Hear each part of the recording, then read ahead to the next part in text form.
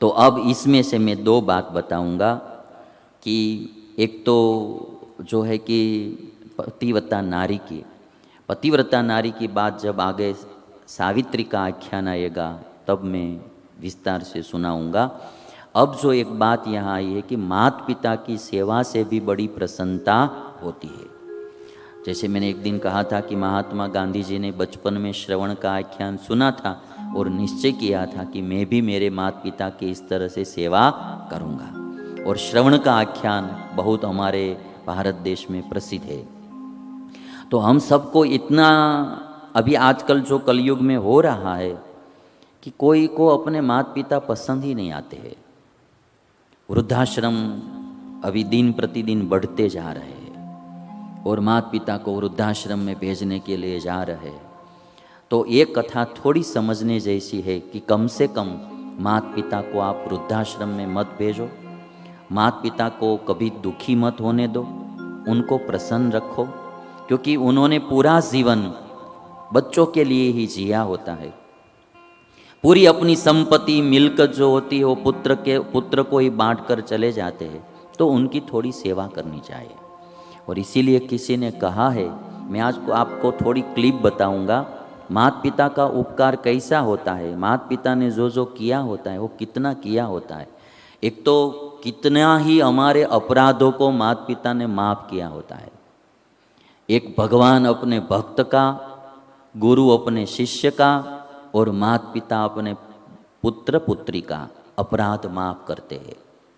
और एक बात याद रखना, माता पिता अपनी संतान को माफ़ भी करते हैं और साफ भी करते हैं, है ना। जैसे गुरु अपने शिष्य को माफ़ भी करते हैं और साफ भी करते हैं। उसमें रही हुई कोई भी गंदगी, बुरी आदतें, कोई बुरा स्वभाव उसको निकाल कर दूर करते हैं, साफ भी करते हैं। कभी गलती करते हैं तो माफ़ भी करते हैं। वैसे ही माता पिता भी, अच्छे माता पिता जो होते हैं वे अपने पुत्र को माफ़ भी करते हैं और साफ भी करते हैं। और इसीलिए किसी ने कहा कि फूल कभी दोबारा नहीं खिलते, फूल कभी दोबारा नहीं खिलते, गया समय कभी दोबारा नहीं मिलते, गया समय कभी दोबारा नहीं मिलते। जीवन में हजारों लोग मिल जाते हैं, जीवन में हजारों लोग मिल जाते हैं, हजारों गलतियां माफ़ करने वाले माँ बाप नहीं मिलते, माँ बाप नहीं मिलते। ऐसे तो हजारों लोग मिल जाते हैं दुनिया में, किंतु हजारों गलतियां माफ़ करने वाले माँ बाप नहीं मिलते। और इसीलिए कहा कि 2G आया, 3G आया, 4G आया, 5G आ गया नहीं, आने वाला है। हाँ, तो 2G आया, 3G आया, 4G आया, 5G आएगा, 6G आएगा। किंतु याद रखना कि माताजी, पिताजी और गुरुजी के बिना सब अधूरा है। ये जी कितने भी आ जाएंगे, 2G, 3G, 4G, किंतु माताजी, पिताजी और गुरुजी, हमारा भारत देश ये दोनों को साथ लेकर चलने वाला है। ये बाकी अधूरा है। ये पता चलेगा जब आप उस समय पर पहुंचेंगे तब। और इसीलिए माता पिता क्या करते हैं, मैं थोड़ी कुछ आपको बात बताता हूँ। उनके जो उपकार है किसी ने कहा है कि हाथों से बालों को नोचा, बच्चे होते हैं ना, ऐसे ही माता का बाल नोचते रहता है, खींचते रहता है। गोद में बैठा हूँ, खड़ा होना है तो बाल पकड़ के ही खड़ा हो जाता है। जैसे कि खड़े होने के लिए रस्सी बांधी हो, वैस तरह से ही तो बाल नोचते रहते हैं। हाथों से बालों को नोचा, पैरों से खूब प्रहार किया, और पैरों से खूब प्रहार किया। हाथों से बालों को नोचा, पैरों से खूब प्रहार किया, फिर भी उस माँ ने पुचकारा। माँ होती है ना, तो कभी रोता है तो मेरा बेटा, मेरा बेटा ऐसे ऐसे ऐसे करती, तो उसको पुचकारना बोलते हैं। तो फिर भी उन्होंने पुचकारा। हाथों से बालों को नोचा, पैरों से खूब प्रहार किया, फिर भी उस माँ ने पुचकारा। हमको जी भर प्यार किया, हमको जी भर के प्यार किया। पूरी जिंदगी जी भर के जो प्यार करने वाला कोई पात्र है तो माँ है ना, तो ये माँ है। और इसीलिए कहते हैं कि मेरे सारे प्रश्नों का वो फौरन जवाब बन जाती थी। कोई भी प्रश्न पूछते थे तुरंत माँ जवाब देती थी, है ना, तुरंत। बच्चों को प्रश्न होते ही रहते, माँ ये क्या है, माँ ये इसको इसको ये क्या कहा जाता है। कहते कि भी इसको तोता बोलते, तो इसको तोता क्यों बोलते हैं, वे बोलते आ रहे पहले से। कितनी कितनी बातें करते हैं, बातें पूछते ही रहते, प्रश्न पूछते ही रहते, कभी माँ बाप ऊबते नहीं है, उत्तर देते ही जाते हैं। और अभी ये वृद्धावस्था में पहुंच जाएंगे और आप एक बार माँ बाप कुछ पूछेंगे फिर से तो कहते पापा आप कुछ समझते नहीं है, बार बार कितनी बार बोलना, तुरंत ऐसे डांटने लगते। बचपन में उन्होंने कितनी बार एक ही प्रश्न के उत्तर बार बार दिए थे, वो कभी उत्तर देते थके नहीं थे। और हम तो एक बार पूछेंगे दोबारा तो तुरंत कहेंगे माता जी आपको कुछ पता नहीं, आप समझती नहीं, आप रहने दो, ऐसा करके डांट देंगे। ये नहीं करना चाहिए। इसीलिए ये कहते हैं मेरे सारे प्रश्नों का वो फौरन जवाब बन जाती थी माँ, मेरे सारे प्रश्नों का वो फौरन जवाब बन जाती थी। मेरी राहों के कांटे चुन वो खुद गुलाब बन जाती थी, मेरी राहों के कांटे चुन वो खुद गुलाब बन जाती थी। ऐसी जो माँ है उनके उपकार आप कभी भी चुका नहीं सकेंगे।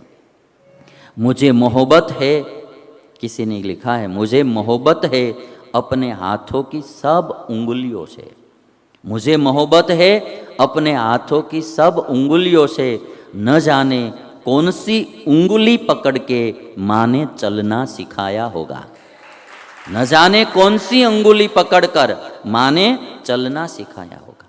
चलना उसने सिखाया था, अब हम उनको भूल जाते हैं।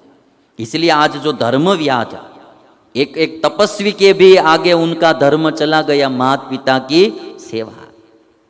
और इसीलिए किसी ने कहा लबों पे उसके कभी बद्दुआ नहीं होती। पुत्र कितना भी अपराध करता है ना, माँ बाप कभी दंड नहीं चाहते हैं। किसी के पुत्र ने कोई भी अपराध कर दिया तो सब लोग बोलते हैं कि इसको दंड दो, फांसी दो, ये दो, ये दो, किंतु उसकी माँ को जाकर पूछेंगे तो वो तो बोलेगी ही नहीं फांसी दो।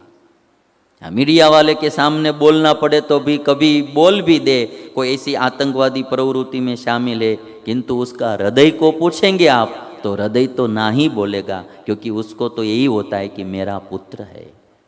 उसके होठों पे कभी बद्दुआ नहीं आती है। ये माँ है, ये आप समझ लेना। लोग को ये पता नहीं रहता है, लबों पे उसके कभी बद्दुआ नहीं होती, बस मेरी माँ है जो कभी मुझसे खफा नहीं होती, मुझसे खफा नहीं होती, वो कभी भी मुझसे नाराज नहीं होती, वो मेरी माँ है। और इसीलिए माँ के बारे में ये बात हम सबको याद रखना चाहिए। एक अच्छा शेर आपको सुनाता हूँ। माँ तेरे दूध का हक मुझसे अदा क्या होगा, माँ तेरे दूध का हक मुझसे अदा क्या होगा, तू है नाराज तो खुश मुझसे खुदा क्या होगा, तू है नाराज तो खुश मुझसे खुदा क्या होगा। और इसीलिए हम सबको, गृहस्थ को, हमारा तो साधु का तो धर्म अलग है, हम तो अभी हमारे लिए तो क्या है कि पूरी सृष्टि है वो हमारे लिए है। हमारा कोई परिवार 4-5 आदमियों का नहीं होता है, पूरा विश्व है, वसुधैव कुटुंबकम। और आप जो गृहस्थ लोग हैं, जैसे हमारे में यहाँ गुरुओं की सेवा होती, वैसे आप में माता पिता की, तो माता पिता को याद रखना। किसी ने कहा है एक बात कि मेरी तकदीर में एक भी गम नहीं होता। तकदीर में गम होते हैं ना, दुख होते हैं भाग्य में, मेरी तकदीर में एक भी गम नहीं होता, अगर तकदीर लिखने का हक मेरी माँ को होता। यानी ये बात बहुत समझने जैसी है।